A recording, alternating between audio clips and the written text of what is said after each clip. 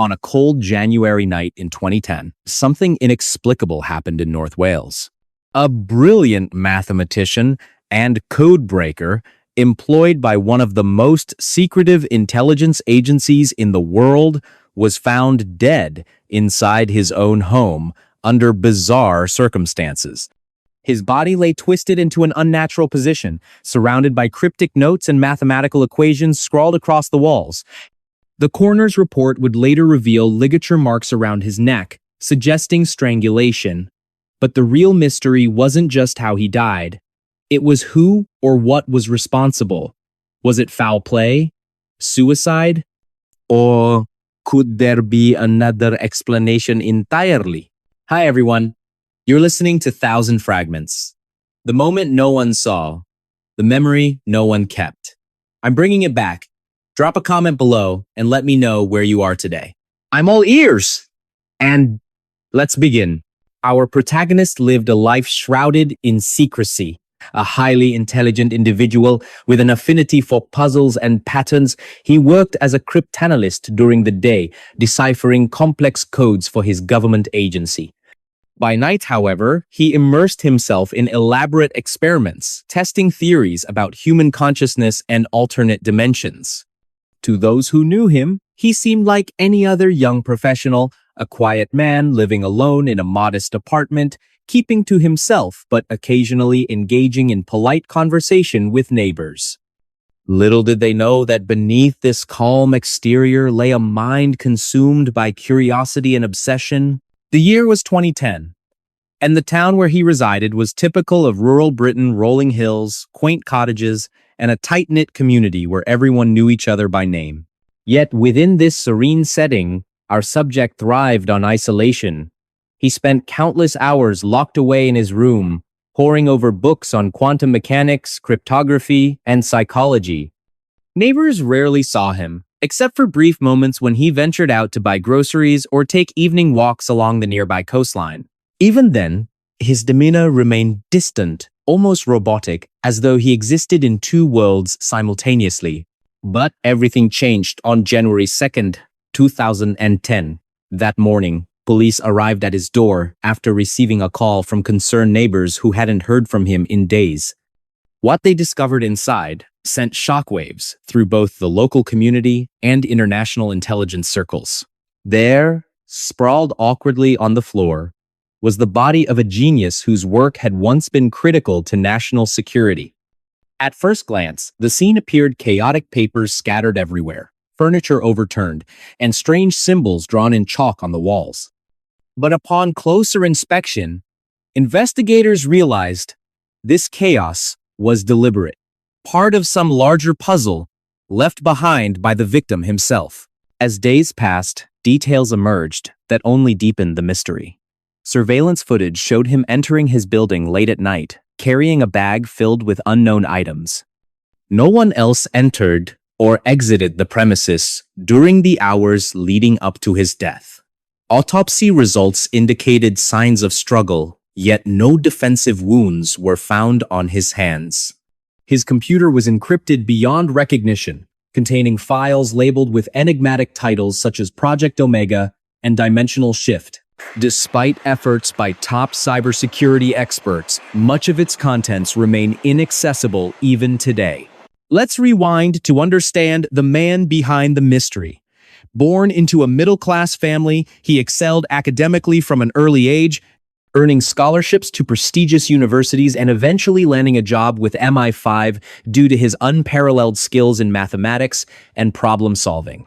Colleagues described him as eccentric but brilliant, capable of solving problems others deemed impossible. However, outside work, his personal life grew increasingly erratic. Friends reported hearing stories about strange dreams and visions he claimed to experience while working on classified projects. Some suggested these episodes might have stemmed from stress or exhaustion. Others whispered darker possibilities involving espionage or covert operations gone wrong. In the months before his death, he became obsessed with ideas about parallel universes and wormholes. During one particularly heated discussion with a colleague, he reportedly said, "I've seen things no one should ever see." Places no one should ever go. These words haunted many afterward, especially since they mirrored discoveries made years later regarding anomalies in his research data. Could his fascination with theoretical physics have led him down dangerous paths? Or was there more to his disappearance than met the eye? Then came the twist. Forensic analysis revealed traces of cyanide in his system, raising suspicions of poisoning. Yet, further investigation uncovered no signs of forced entry or struggle, making suicide seem plausible at least initially. But why would someone so deeply involved in high-stakes intelligence work choose such a dramatic exit? Moreover, why leave behind such intricate clues pointing toward conspiracy rather than closure? Authorities dug deeper, uncovering disturbing evidence linking him to various unsolved cases across Europe. One file contained photographs of unidentified individuals believed to be foreign spies. Another detailed plans for a device capable of disrupting satellite communications. While none of this proved conclusive, it painted a picture of a man torn between loyalty and rebellion, perhaps caught in the crossfire of global espionage games.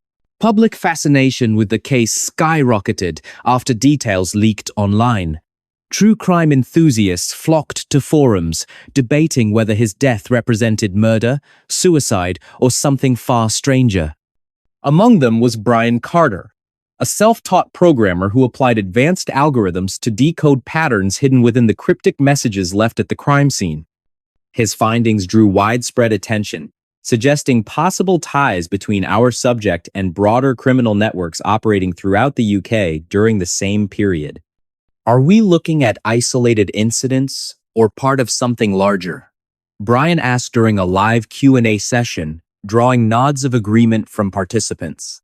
Social media platforms buzzed with theories, ranging from credible analyses to wild speculation.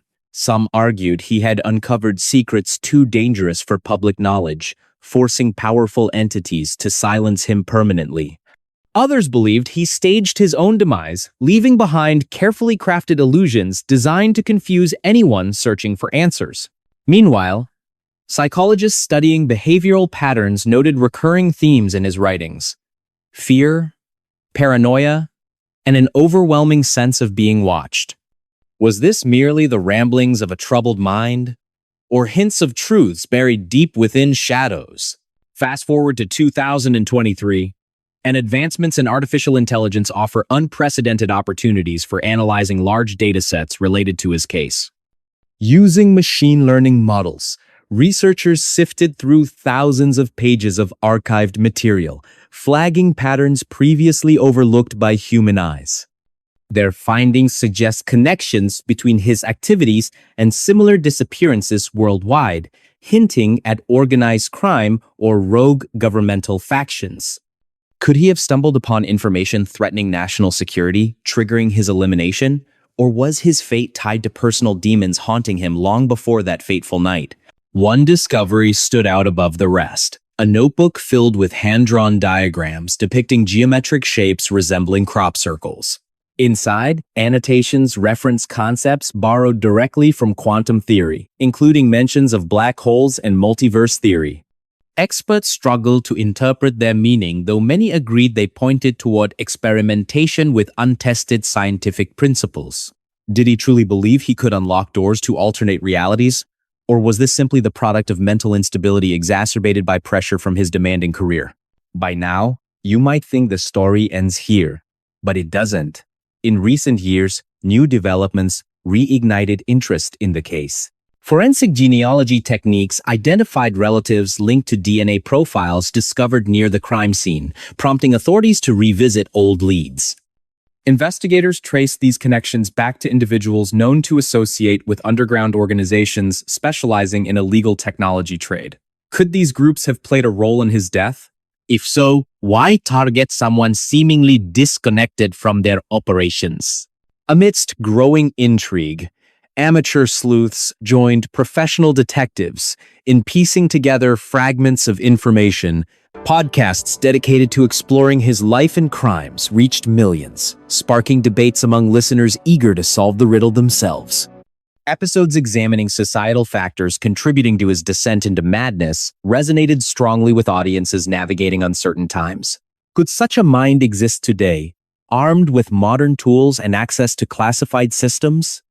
Host Paul Hayes posed this question rhetorically during the season finale of Time's Unraveling Genius*, leaving listeners pondering implications long after the episode aired. 2 years later, researchers announced they had decoded messages embedded in artwork created during his final days. Sophisticated image recognition software identified recurring themes tied to specific locations and dates, corresponding to known events in his life. This revelation suggested he may have left deliberate clues intended to taunt authorities even beyond the grave.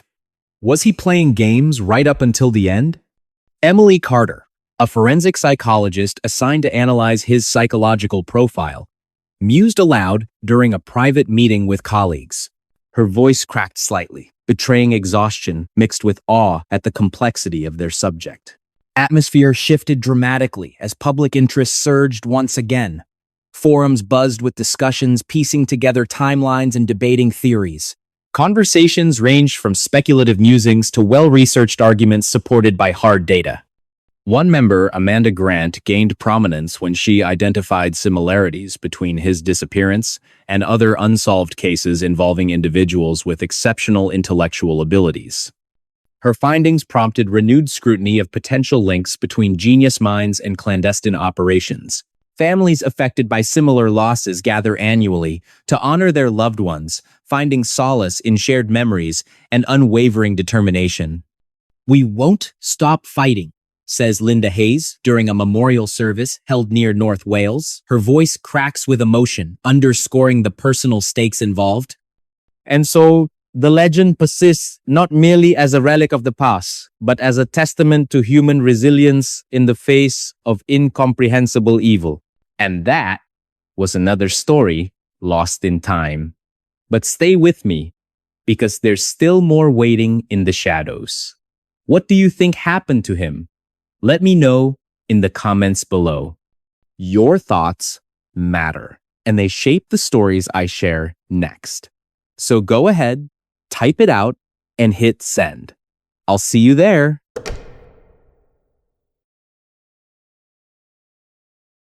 A young girl, just 2 years old, goes missing in the dead of night near her grandparents' house in rural New Hampshire. The family is gathered for a reunion, everyone within earshot, and yet no one notices when she vanishes into thin air. By morning, hundreds of volunteers are combing the woods, calling her name, searching desperately for any sign of her. Days pass, hope dwindles, and then just as suddenly as she disappeared, a miracle occurs. She's found alive on an island of mud in the middle of a swamp, miles away from where she was last seen. But here's the twist. There's no way she could have walked or even crawled that far without leaving a trace. And the water around her? It reaches up to her chest. Yet she's completely dry. Hi everyone! You're listening to Thousand Fragments. The moment no one saw, the memory no one kept. I'm bringing it back. Drop a comment below and let me know where you are today. I'm all ears. And let's begin. It was October 9th. 2010, in Richmond, New Hampshire, a small town nestled deep within the forested hills of the northeastern United States. This wasn't just any day. It was a special occasion for Rowan's family. His grandparents had organized a grand reunion at their home, a cozy single-story house surrounded by dense woods. To get there, visitors drove down a long driveway that wound through towering trees before opening up to a cleared backyard perfect for barbecues and gatherings. The scene was idyllic. Laughter filled the air as adults caught up over drinks, teenagers played football, and children ran wild chasing each other under the golden autumn Sunday. Rowan, only 2 years old, sat happily in the backseat of the car with his siblings as they arrived. Excited to see cousins and relatives he hadn't seen in months, he wasted no time jumping out and joining the chaos. Somewhere along the way, though, something caught his attention, a cat darting through the yard. Rowan loved animals, especially this particular feline who lived at his grandparents' house. Without hesitation, he followed it, giggling as the little creature led him deeper into the woods. Several adults noticed him running after the cat but dismissed it, assuming someone else would keep an eye on him. After all, how much trouble could a toddler get into in such a short time? But Rowan didn't return. Hours passed, and panic set in. His father called out for him, scanning the yard, the house, even the cars parked nearby. Nothing. Then came the dreaded realization. Rowan had gone too far into the woods. With every passing minute, the stakes grew higher. Darkness fell quickly in those parts, and temperatures dropped sharply once the sun disappeared behind the trees. Volunteers armed with flashlights scoured the area, shouting his name into the silence. Local law enforcement arrived soon after, launching a massive search operation involving hundreds of people. ATVs roared through the underbrush, dogs sniffed the ground, and helicopters hovered overhead, their spotlights cutting through the darkness like surgical scalpels. Yet despite their best efforts, nothing turned up. No footprints, no cries for help, no sign of struggle. It was as if the earth itself had swallowed him whole. By morning, the search expanded further. Word spread quickly through the community, drawing in more volunteers eager to lend a hand.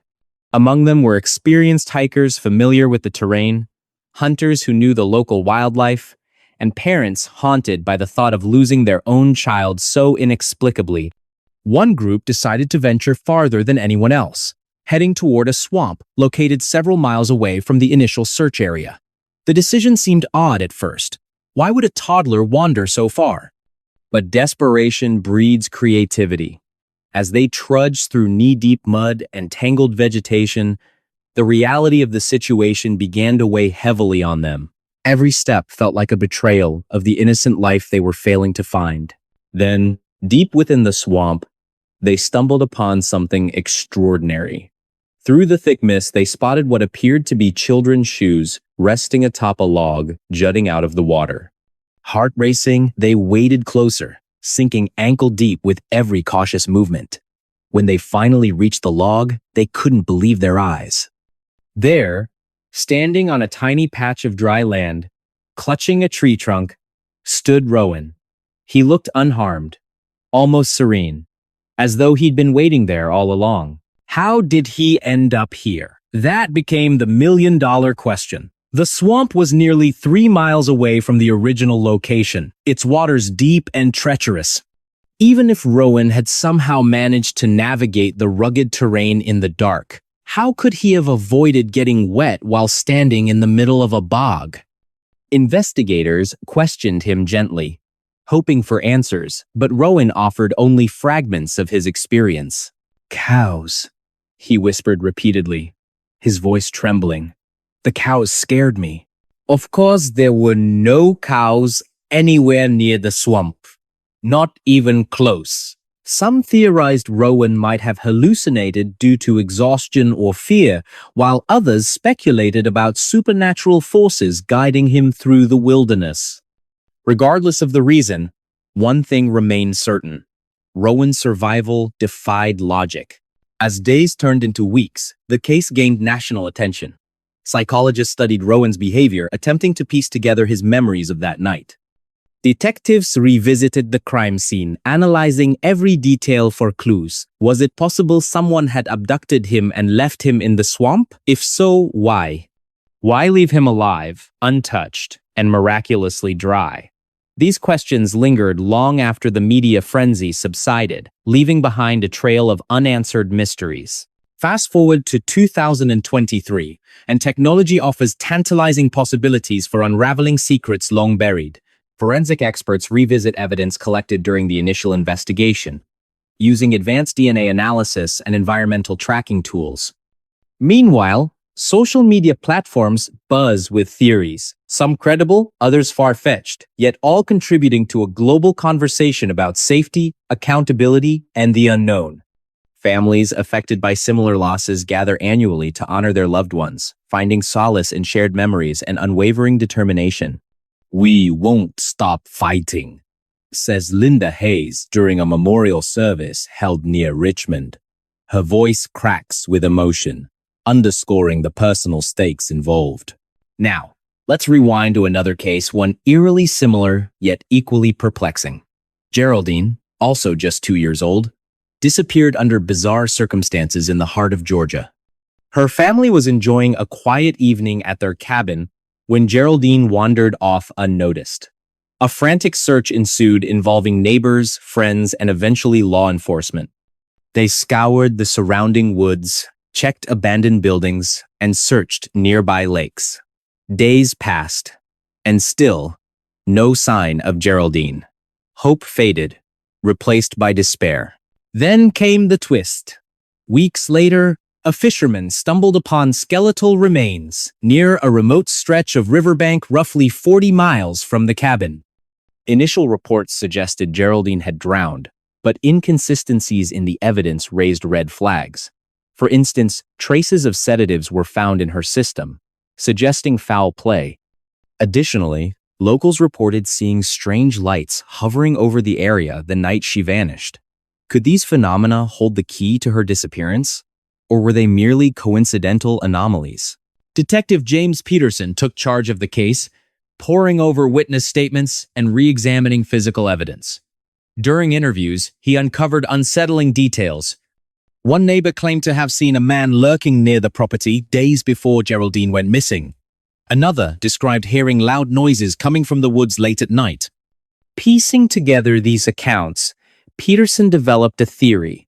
Geraldine may have fallen victim to someone close to the family, perhaps motivated by jealousy or revenge. However, not everyone agreed with Peterson's conclusions. Emily Carter, a forensic psychologist specializing in childhood trauma, proposed an alternative explanation. What if Geraldine hadn't wandered off alone? What if she encountered something or someone that frightened her into hiding? Carter pointed to cases where young children exhibited heightened awareness of danger, often retreating to secluded areas until help arrived. Could Geraldine have done the same, albeit in a far more extreme manner? Advancements in artificial intelligence provided fresh insights, sifting through thousands of pages of archived material to identify patterns previously overlooked. Brian Carter, a programmer turned self-taught investigator, flagged several instances where missing toddlers were discovered in unexpected locations, often miles from where they were last seen. His findings suggested a possible link between Geraldine's case and others across the region. Were we looking at isolated incidents or part of something larger? The atmosphere shifted dramatically as public interest in Geraldine's story grew once again. Social media groups dedicated to solving cold cases attracted thousands of members worldwide, sparking lively debates about potential motives and culprits. Conversations ranged from speculative musings to well-researched arguments supported by data. One member, Amanda Grant, gained prominence when she identified striking similarities between Geraldine's disappearance and other unsolved cases involving young children in Georgia during the same period. Her work prompted authorities to explore connections previously dismissed as coincidental. Yet, despite these advances, fundamental questions remain unanswered. Who or what drove Geraldine so far from home? Why was she found in such a remote location? And most hauntingly, why did she appear untouched, despite traveling such a great distance? These mysteries weigh heavily on those closest to the case. Detective Peterson finds himself haunted by dreams of shadowy figures whispering riddles he cannot solve. Emily Carter spends sleepless nights researching obscure archives, searching for patterns others might have missed. Even casual observers feel drawn into the vortex of uncertainty surrounding this infamous tragedy. As 2023 dawned, researchers announced they had decoded messages embedded in artwork created by key suspects during their incarceration. Using sophisticated image recognition software, analysts identified recurring themes tied to specific locations and dates corresponding to known crimes. This revelation suggested the suspect may have left deliberate clues intended to taunt authorities even beyond the grave. Was he playing games right up until the end? Emily Carter asks during a private meeting with colleagues. Her voice cracks slightly, betraying exhaustion mixed with awe at the complexity of their subject. At the same time, advancements in AI offer unprecedented opportunities for analyzing large datasets related to Geraldine's case. Programs developed by Brian Carter sift through countless pages of archived material, flagging patterns previously overlooked by human eyes. His findings suggest possible ties between Geraldine's disappearance and broader criminal networks operating throughout Georgia during the early 2000s. Are we looking at isolated incidents or part of something larger? Brian asks during a live Q&A session, drawing nods of agreement from participants. And so, the legend of Geraldine persists not merely as a relic of the past, but as a testament to human resilience in the face of incomprehensible evil. For every answer uncovered, new questions arise. For every step forward, obstacles loom large.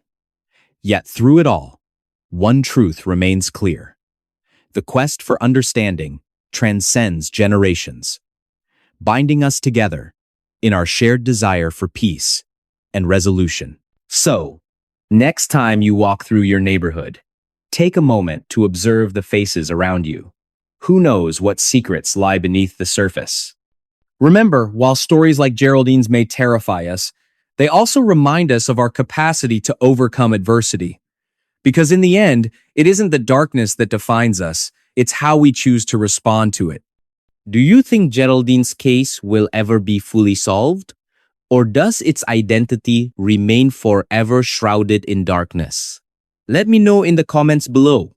Your thoughts matter, and they shape the stories I share next.